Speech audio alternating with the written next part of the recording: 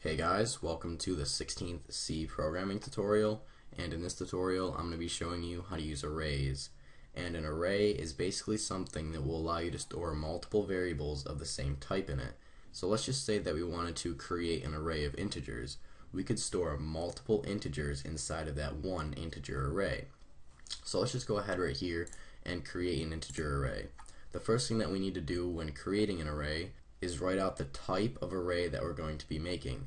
I'm going to be making an integer array, so I'm just going to go ahead and type out int. Then I need to give a name to my array. I'm just going to go ahead and call it numbers, since we're going to be storing multiple numbers inside of this integer array, or multiple integers inside of this integer array. Then, to signify that this is in fact going to be an array, I just need to put two square brackets after the name of my variable. Then I want to store something inside of this array, so I have to set it equal to something. So I'm going to say equals, and then I'm going to put two curly braces. And inside of these curly braces, I can list all of the integers that I want to be stored inside of my integer array. So I'm going to go ahead and store 5 integers inside of my integer array. So I'm going to type out 4, 6, 7, 2, 3. And basically this comma separates all of the integers from one another.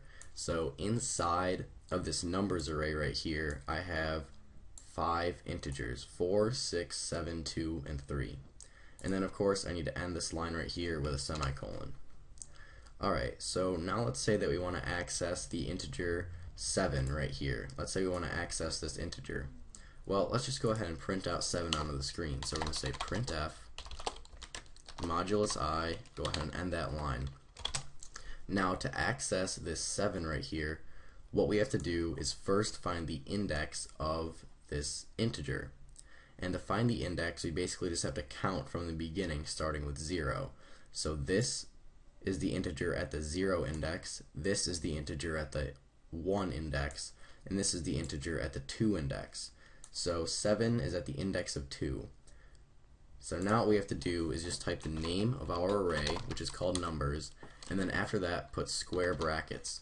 And inside of these square brackets, we just need to put the index of the integer that we're trying to access. And for us, that's going to be 2, since the 7 is at the index of 2. So I'm just going to go ahead and put 2 right in there, and then go ahead and end this line. So now, when I run this program, I should get 7. Yep, there we go. Perfect.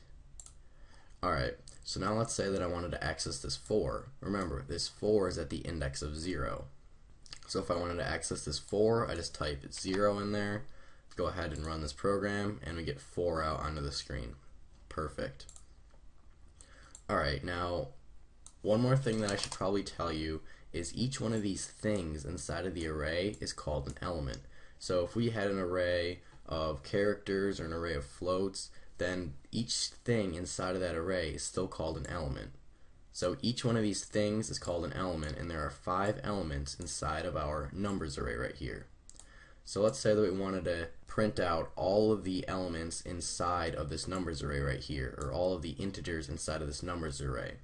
So what we're going to do is just write a simple for loop to go through every single index that is possible inside of this array. So we need to start with 0 and end with 4. So I'm going to say for int I equals 0. Go ahead and end that line. And I'm setting I equal to 0 right here, since 0 is the lowest index inside of our integer array right here. This is the element at the 0 index, or the integer at the 0 index. Then what I'm going to do is say while I is less than 5, since there are 5 elements inside of our integer array right here. And then I'm just going to go ahead and do I plus plus. So it'll go from 0 to 1 to 2 to 3 to 4. Alright, and then what I wanted to do is I wanted to just print out the number at that index. So I'm going to say printf modulus I, since we're printing out integers, and then I'm just going to go ahead and end that line with a /n. And then I'm going to say numbers, since that's the name of our integer array right here. And then inside of square brackets, I'm just going to put this variable called I. And then I'm just going to go ahead and end this line right here with a semicolon. Alright, so now let me just go ahead and walk through this code. So the first thing that we're doing is we're creating an integer array called numbers, and we're setting it equal to this array of numbers right here. We've got 4, 6, 7, 2, and 3. Then this for loop is basically just going to print out every single element inside of this array right here.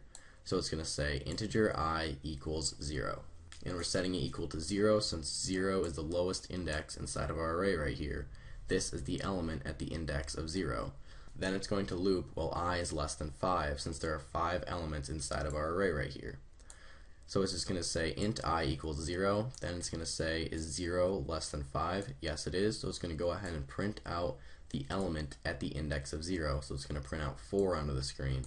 Then it's going to go up here, increment I by 1. So I is now equal to 1.